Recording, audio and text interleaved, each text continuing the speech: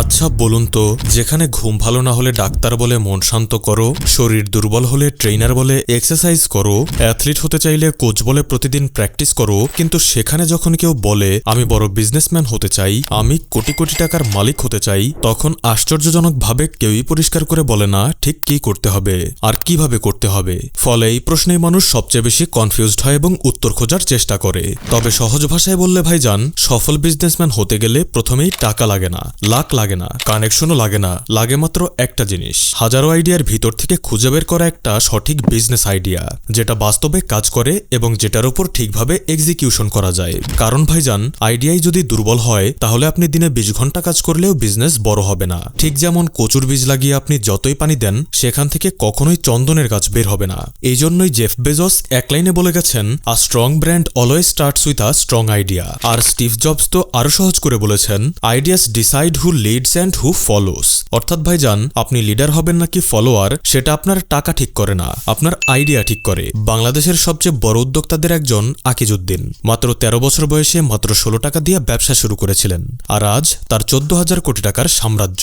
নাজমা আক্তার একদম সাধারণ একজন নারী, 50,000 টাকা লোন নেন, 20,000 টাকা দিয়ে একটা ছোট রুম ভাড়া নেন, আর মাত্র 2 জন কর্মচারী নিয়ে শুরু করেন ছোট্ট একটা জুতোর কারখানা। আজ সেই ব্যবসার ভ্যালু 2.5 কোটি টাকা। ভারতের সবচেয়ে ধনী ব্যক্তি মুকেশ আম্বানির বাবা ধীরুভাই আম্বানিও ব্যবসা শুরু করেছিলেন মাত্র 15,000 টাকা দিয়ে। এখন ভাইজান, এই তিনটা উদাহরণ একসাথে রাখলে একটাই কথা পরিষ্কার, অল্প টাকা দিয়ে ব্যবসা করা যায় না এই ধারণাটা সম্পূর্ণ ভুল। কিন্তু এই ভুলটাই আজ লাখো মানুষকে আটকে রেখেছে।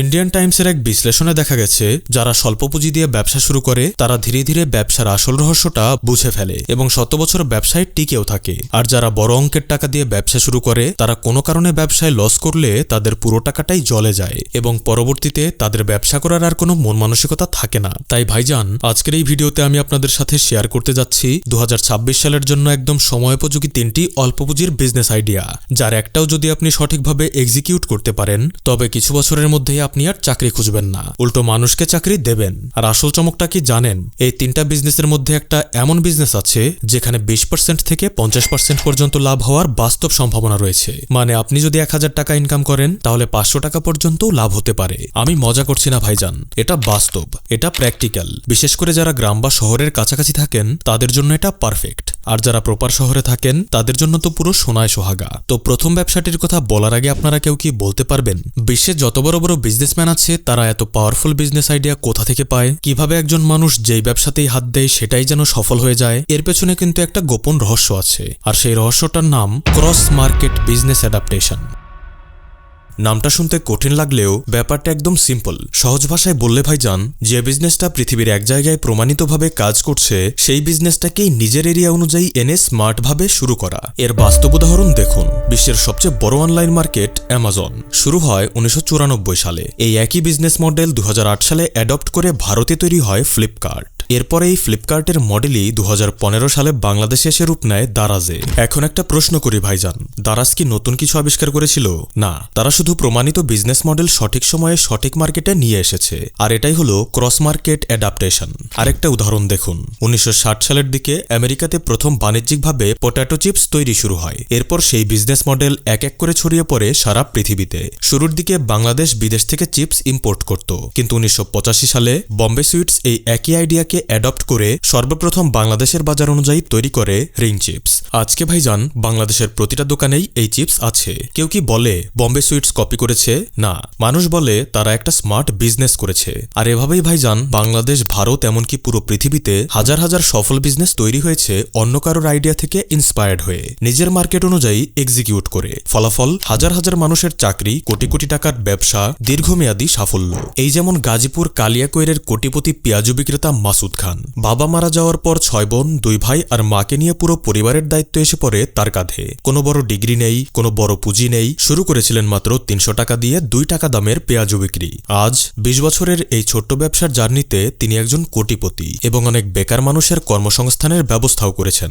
এমন মাসুদ খান কিন্তু একজন না ভাইজান, বাংলাদেশ জুড়ে এমন অসংখ্য দোকানি আছে যারা শুধু পেঁয়াজু বিক্রি করেই মাসে 1000 থেকে লাখ টাকা ইনকাম করছে। কিন্তু প্রশ্ন হলো, এই পেঁয়াজু কি নতুন কোনো আবিষ্কার? ধারণা করা করা হয় পেঁয়াজুর শুরু হয়েছিল মুসলিম শাসনামলে অর্থাৎ মুঘল যুগে, যখন রমজান মাসে ইফতারের সাথে এটি ব্যবহার হতো এবং তখন এর প্রচলন ছিল কেবল পুরান ঢাকায়। এরপর কি হয়েছে জানেন? ক্রস মার্কেট বিজনেস অ্যাডাপ্টেশনের ফলে তৎকালীন ওই জনপ্রিয় খাবারটি ধীরে ধীরে ছড়িয়ে পড়ে পুরো দেশ জুড়ে। ফলাফল, আজ এমন কোনো রাস্তার মোড় নেই যেখানে আপনি পেঁয়াজু বিক্রেতা পাবেন না। অর্থাৎ মাসুদ খান হোক বা অন্য কেউ, জেনে হোক বা না জেনে, তারা সবাই এই ক্রস মার্কেট বিজনেস অ্যাডাপ্টেশনেরই অংশ।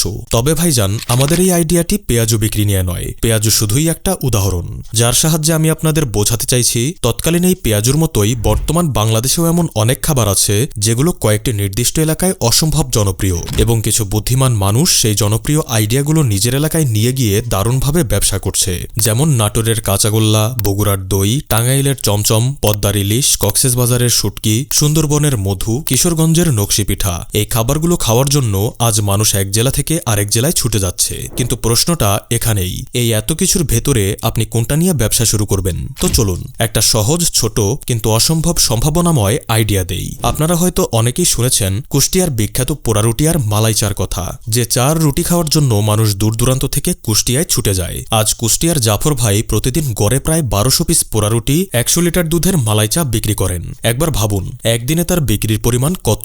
কিন্তু এই গল্পের শুরুটা করেছিলেন আরেকজন, আরিফ ভাই। তিনিই প্রথম কুষ্টিয়ায় এই পোড়া রুটি আর মালাই চা বিক্রি শুরু করেন। ধীরে ধীরে এই স্বাদ এতটাই জনপ্রিয় হয় যে বাংলাদেশের বিভিন্ন প্রান্ত থেকে মানুষ কুষ্টিয়ায় এসে এই চার রুটি খেতে শুরু করে। ফলাফল, আজ জাফর ভাইয়ের দোকানের 1 কাপ চা খেতে হলে আপনাকে দীর্ঘ লাইনে দাঁড়াতে হবে। তিনি এই মালাই চা তৈরি করেন প্রায় 100 লিটার দুধ অনেকক্ষণ জাল দিয়ে ঘন মালাই বানিয়ে। তারপর সেই মালাই দিয়ে চা, তার সাথে পাউরুটির উপর সামান্য মধু ও চিনির রস লাগিয়ে আগুনে পুড়িয়ে দেওয়া পোড়া রুটি।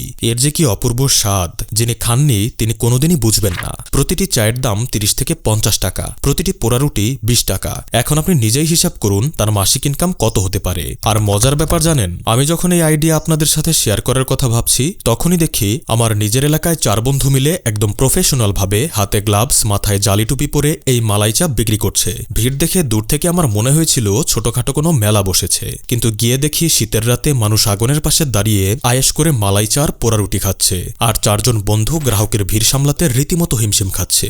একইভাবে বাংলাদেশের বিভিন্ন জেলায় এখন কুষ্টিয়ার আদলে এই ব্যবসা দ্রুত ছড়িয়ে পড়ছে। মাত্র 1 মাসে মিরপুরে এই চা এত জনপ্রিয় হয়েছে যে প্রতিদিন প্রায় 90 লিটার দুধ, 1000 পিস পোড়া রুটি বিক্রি হচ্ছে।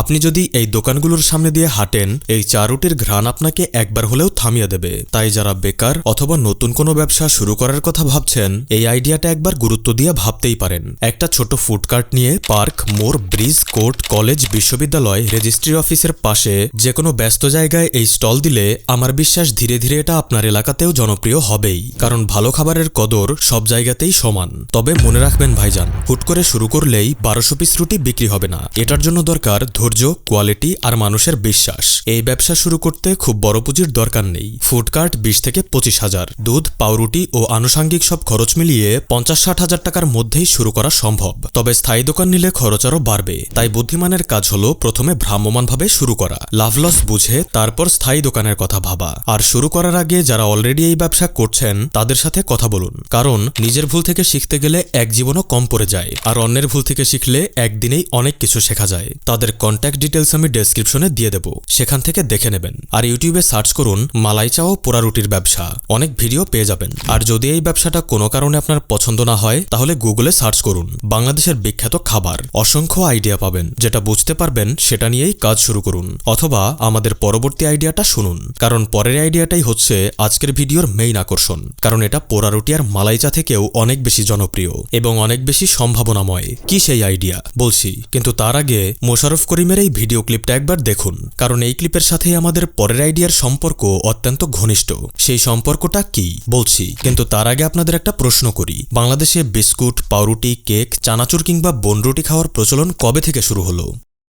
আসলে আমরা অনেকেই জানি না এই খাবারগুলো একসময় আমাদের সংস্কৃতির অংশই ছিল না। 1800 সালের পূর্বে বাংলার মানুষ বিস্কুট কিংবা কেক চিনত না। আমাদের খাবার মানে ছিল পিঠা, মিষ্টি, দই, গুড়, মুড়ি আর মৌসুমি ফল। কিন্তু 1757 সালের পলাশির যুদ্ধের পর ইতিহাস বদলে যেতে শুরু করে। নবাব সিরাজউদ্দৌলার পরাজয়ের পর ইংরেজরা ধীরে ধীরে বাংলার শাসন ক্ষমতা দখল করে এবং ইংল্যান্ড থেকে শত শত ব্রিটিশ ব্যবসায়ী ভারত উপমহাদেশে এসে ব্যবসা শুরু করে। আর ব্রিটিশরা একটা জিনিস ছাড়া চলতেই পারে না, তা হলো চা। আর সেই চায়ের সাথে তাদের তাদের চাই বিস্কুট, পাউরুটি কিংবা কেক। কিন্তু সমস্যা একটাই, এই খাবারগুলো তখন বাংলায় পাওয়া যেত না। তাই এই চাহিদা পূরণ করতেই 1871 সালে ভারত উপমহাদেশে তৈরি হয় প্রথম বেকারি। সেখান থেকেই শুরু। ধীরে ধীরে বাংলার মানুষ ইংরেজদের দেখে দেখে এই খাবারগুলোর সাথে অভ্যস্ত হয়ে পড়ে। বেকারি পণ্য ছড়িয়ে পড়ে শহর, গ্রাম, চা স্টল, বাজার সবখানে। সময়ের হাত ধরে বাংলাদেশের মার্কেটে সবচেয়ে বড় খেলোয়াড় হয়ে ওঠে এই বেকারি পণ্য। আমাদের ছোটবেলায় বনরুটি, বিস্কুট, কেক কতটা আবেগের সাথে জড়িয়েছিল। স্কুল থেকে ফিরে 1 কাপ চা আর একটা বনরুটি, এই দৃশ্যটা কি আপনার পরিচিত না? কিন্তু সময় পরিবর্তনশীল। 2010 সালের পর দৃশ্যপট পুনরায় পাল্টে যায়। খোলা বেকারির জায়গা দখল করে নেয় বড় বড় ইন্ডাস্ট্রির প্যাকেটজাত ব্র্যান্ড। মানুষ ভাবতে শুরু করে প্যাকেট মানেই পরিষ্কার, খোলা খাবার মানেই ঝুঁকি। ফলাফল, ছোট বেকারি বন্ধ, বিশ্বাস কমে যাওয়া, স্বাস্থ্য মান নিয়ে প্রশ্ন। আর ঠিক এই জায়গাতেই আমাদের আধুনিক তরুণ সমাজ একটা যুগান্তকারী চিন্তা নিয়ে আসে। তারা বলে, খাবার যদি পরিষ্কার হয় তাহলে লুকিয়ে বানাতে হবে কেন? আর এই ভাবনা থেকেই জন্ম নেয় লাইফ বেকারি। লাইফ বেকারি মানে আপনার চোখের সামনে খাবার তৈরি, কোনো লুকোচুরি নেই, কোনো সন্দেহ নেই, পরিষ্কার পরিবেশ, উন্নত মান, একদম টাটকা খাবার। আর তাই আজ ঢাকার সীমাবদ্ধতা ছাড়িয়ে সারা বাংলাদেশে লাইফ বেকারি সমানভাবে জনপ্রিয় হয়ে উঠেছে। আপনিও নিশ্চয়ই বাজার থেকে বাড়ি ফেরার সময় লক্ষ্য করেছেন, এই লাইফ বেকারিগুলোর সামনে রীতিমতো মানুষ লাইনে দাঁড়িয়ে আছে। ভিডিওর শুরুতে যে মোশাররফ করিমের ক্লিপটা দেখিয়েছিলাম, খেয়াল করলে দেখবেন তিনি রাতে ময়মনসিংহের একটি লাইফ বেকারি থেকে নিজের হাতে খাবার নিয়ে বের হচ্ছেন। এটা শুধু একটা দৃশ্য নয়, এটা একটা বার্তা। মানুষের বিশ্বাস থেকেই সফল ব্যবসার জন্ম হয়। এবার আসল কথায় আসি ভাইজান। এই ব্যবসা করতে গেলে আগের চার পোড়ারুটির ব্যবসার তুলনায় পুঁজি একটু বেশি লাগবে, এটা সত্যি। কিন্তু বন্ধুদের সাথে পার্টনারশিপে শুরু করলে পুঁজি কম লাগবে। নিজেরাই কারিগরের কাজ শিখলে খরচ অনেক কমে যাবে। আলাদা করে কর্মচারীর বেতন দিতে হবে না। সঠিক পরিকল্পনা থাকলে ইনশাল্লাহ এই ব্যবসাটা খুব দ্রুতই দাঁড়িয়ে যাবে। যাই হোক, এই ব্যবসা করতে কত টাকার পুঁজি লাগবে, মাসে আনুমানিক কত লাভ হবে, কোথা থেকে কাজ শিখবেন, কোন মেশিন লাগবে, কোথা থেকে কিনবেন, এসব নিয়ে আমি একটা বিস্তারিত ভিডিও ডেসক্রিপশনে দিয়ে দিচ্ছি। আর চাইলে ইউটিউবে সার্চ করুন লাইফ বেকারি ব্যবসা। সব দেখে বুঝে তারপর সিদ্ধান্ত নিন এই ব্যবসাটা আপনার জন্য সঠিক কিনা। শেষ কথা, যে ব্যবসা মানুষের শৈশবের স্মৃতির সাথে জড়িত, আধুনিকতার সাথে আপডেট, চোখের সামনে মান প্রমাণিত, সেই ব্যবসা কখনোই ফেল করে না। তো এটাই ছিল আমাদের দ্বিতীয় বিজনেস আইডিয়া, লাইফ বেকারি। ভাইজান, এবার আমরা পৌঁছালাম সেই বিজনেস আইডিয়ায় যেখানে আপনি 20 থেকে 50% পর্যন্ত লাভ করতে পারবেন। হ্যাঁ, ঠিক শুনলেন। আপনি যদি 1000 টাকা বিক্রি করেন তাহলে 500 টাকা বা তারও বেশি লাভ হতে পারে। এটা আমি বলছি না, এটা যারা নিজে ফার্মেসি ব্যবসা করছেন তারাই বলছেন। ফার্মেসি ব্যবসায় মূলত 3টি জায়গা থেকে লাভ আসে। 1, প্রেসক্রিপশন মেডিসিন, ডাক্তারি প্রেসক্রিপশনের ওষুধ, যেখানে লাভ প্রায় 10 থেকে 20%। 2, ওটিসি মেডিসিন, যেমন পেইন কিলার, সর্দি কাশির ওষুধ, এখানে লাভ প্রায় 30 থেকে 50%। 3, কসমেটিক্স অ্যান্ড সাপ্লিমেন্টস, ব্র্যান্ডের ক্রিম, ভিটামিন, হেলথ সাপ্লিমেন্ট, এখানে লাভ প্রায় 30 থেকে 60% পর্যন্ত। তবে লাভের হার সবসময় একই হয় না। আপনি যদি গ্রামে দোকান খোলেন, পুঁজি কম লাগবে আর প্রতিযোগিতা কম থাকায় মার্জিন বেশি হবে, কিন্তু এখানে আপনি কাস্টমার কম পাবেন। আর যদি শহরে দোকান খোলেন, পুঁজি বেশি লাগবে, প্রতিযোগিতা বেশি থাকায় মার্জিন কম হবে, তবে কাস্টমার অনেক বেশি পাবেন। আমাদের এলাকার এক পরিচিত আঙ্কেল প্রায় 15 বছর আগে বাজারে দোকান দিয়ে একা শুরু করেছিলেন। আজ তার দোকানে 15 জনের সেলসম্যান চাকরি করছে, আর সম্প্রতি তিনি তার বাড়িকে 5 তলা বিল্ডিং এ রূপান্তর করেছেন। এখান থেকে স্পষ্ট, ফার্মেসি ব্যবসায় ধৈর্য, পরিকল্পনা এবং সঠিক এক্সিকিউশন থাকলেই ধন গড়া সম্ভব। কিন্তু ফার্মেসি ব্যবসার শুরু করতে হলে কিছু শর্ত পূরণ করতে হবে। ড্রাগ লাইসেন্স অবশ্যই লাগবে। ফার্মাসিস্ট হিসেবে দক্ষতা বাড়াতে 3 মাসের কোর্স করা প্রয়োজন। ন্যূনতম এসএসসি পাশের সার্টিফিকেট থাকতে হবে। তো যারা গ্রাম বা শহরের শিক্ষিত বেকার যুবক আছেন, তারা এই সম্মানী পেশাটা কিভাবে শুরু করবেন তার বিষয়ে বিস্তারিত একটি ভিডিও আমি ডেসক্রিপশনে দিয়ে দিচ্ছি, সেখান থেকে দেখে নেবেন। আর কোনো প্রশ্ন থাকলে কমেন্ট করবেন, আমি উত্তর দেওয়ার চেষ্টা করব। তো ভাইজান, এই ছিল আমাদের আজকের আয়োজন। দেখা হচ্ছে পরবর্তী কোনো একটি ভিডিওতে। ধন্যবাদ।